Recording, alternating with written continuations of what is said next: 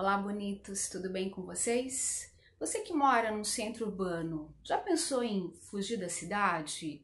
Viver em contato com a natureza, numa vida bucólica? Como cantava Elis Regina, Quero uma casa no campo? Ou como cantou Beto Guedes em sua música Amor de Índio? Esse desejo, esse ideal de encontrar paz e tranquilidade em meio à natureza foi também ideal dos poetas árcades de um movimento literário chamado neoclassicismo, lá no século XVIII. Vamos falar dele?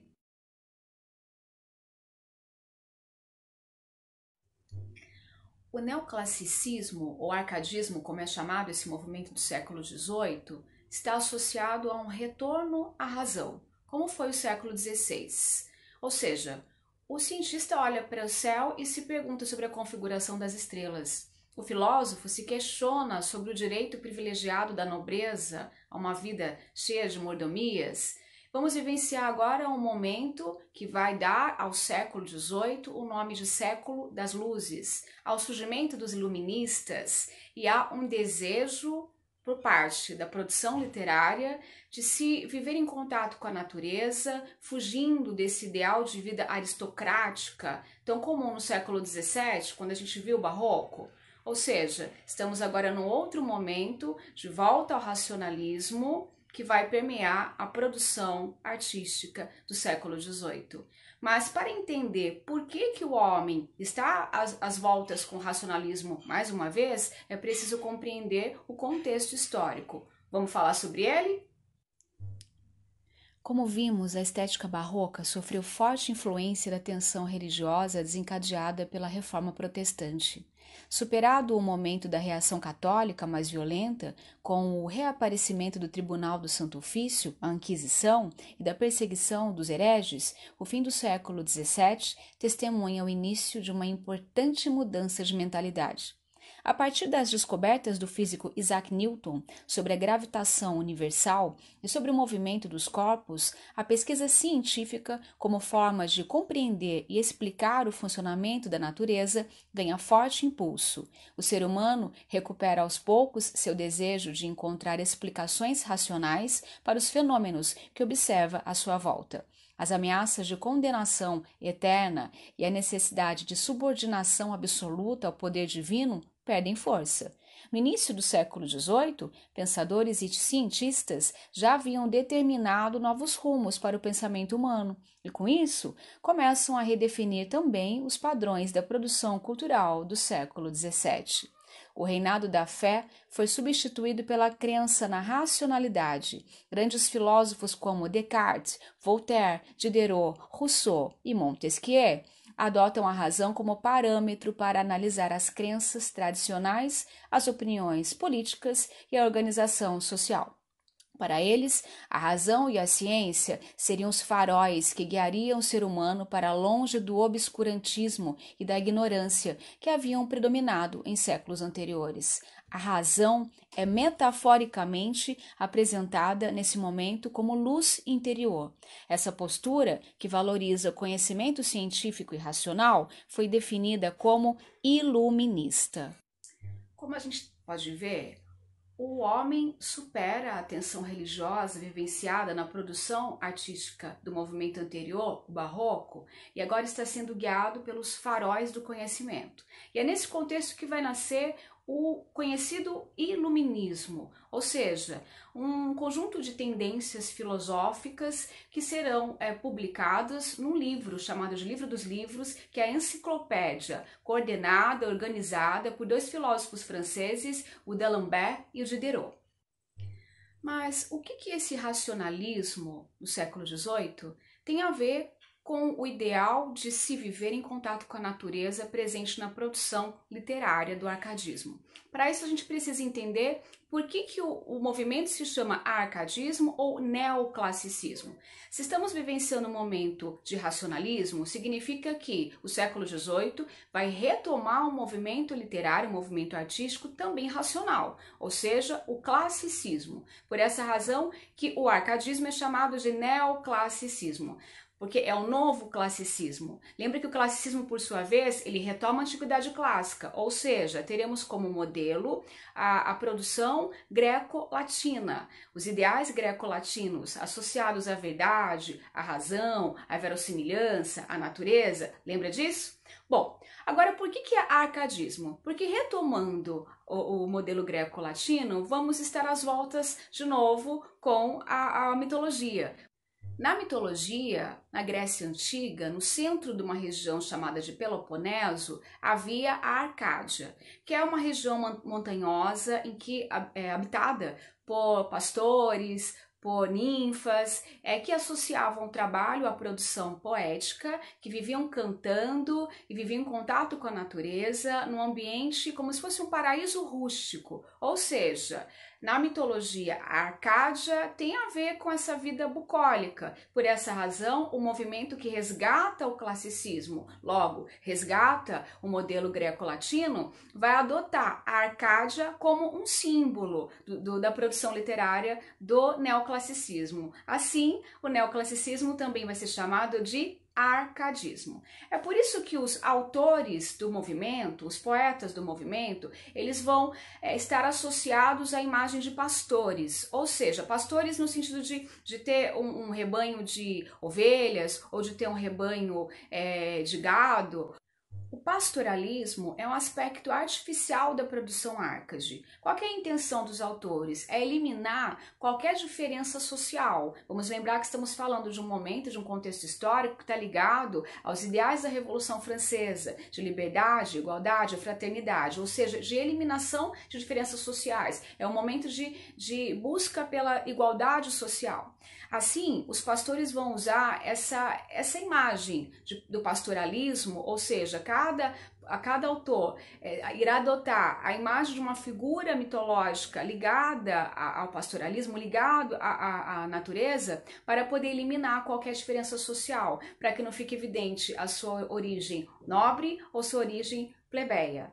Aqui no Brasil, os principais autores são Tomás Antônio Gonzaga e Cláudio Manuel da Costa. Esses dois autores são mineiros. Vamos lembrar agora que saímos do Barroco. O Barroco era um movimento tipicamente baiano. As grandes produções, as produções, na verdade, saíram dali, como a produção do Padre Antônio ou do Gregório de Matos. Agora, o arcadismo, ele vai circular na região de Minas Gerais, porque agora nós estamos vivendo o ciclo do ouro, vamos ter um movimento importante da Inconfidência Mineira e os poetas, por sua vez, estão ligados à Inconfidência. Alguns deles são inconfidentes, ou seja, o desejo de liberdade, o ideal de igualdade social vivenciado na política brasileira, ele também vai ser um reflexo na produção literária. Então, assim, o Tomás Antônio Gonzaga, ele vai adotar uma figura de um pastor como se fosse um personagem dentro da poesia, ou seja, a voz do eu lírico é uma voz de um pastor. Então, na vida real, o Tomás Antônio Gonzaga é um poeta inconfidente. Na produção literária dele, quem fala por ele é o Dirceu. E essa figura desse pastor, normalmente ele tem uma musa que ele vai cantar a quem ele vai se dirigir dentro da sua poesia. No caso do Tomás Antônio Gonzaga, essa musa vai ser a Marília. Já o Cláudio Manuel da Costa vai ter uma musa chamada Nise. Não significa que eles tenham apenas essas duas musas. Você pode encontrar, por exemplo, na produção do Cláudio Manuel da Costa, a musa também chamada Marília ou outros nomes de musas, mas é mais recorrente encontrar para o Tomás Antônio Gonzaga, o Dirceu, a sua musa Marília, e para o Cláudio Manuel da Costa, o Glauceste Saturno, o nome que ele adota para o seu pastor, a sua musa será Anise. Apesar de Tomás Antônio Gonzaga e Cláudio Manuel da Costa serem dois poetas da lírica Arcade, há algumas diferenças entre as produções. O Cláudio Manuel da Costa, vamos lembrar que estamos falando de um retorno ao classicismo, esse movimento é o neoclassicismo, ele toma como modelo Camões, então ele tem um modelo camoniano. Então é comum você encontrar, muitas vezes, sonetos na produção do Cláudio Manuel da Costa. certo? Já o Tomás Antônio Gonzaga, ele vai ter uma história de vida bonita, ele vai se relacionar com uma moça chamada Maria Dorotéia de Seixas, mas devido ao seu envolvimento com a Inconfidência, não há possibilidade de ficar junto dessa moça. Então, de alguma maneira, há um reflexo da vida dele na sua própria produção. Ele vai ser preso como inconfidente e boa parte da sua obra, chamada Marília de Dirceu, composta de poesias destinadas a Marília, cuja inspiração é a Maria Dorotéia, essa produção ela vai ser uma produção um pouco diferente da produção de modelo camoniana do Cláudio Manuel da Costa. Por quê? Porque o Tomás Antônio Gonzaga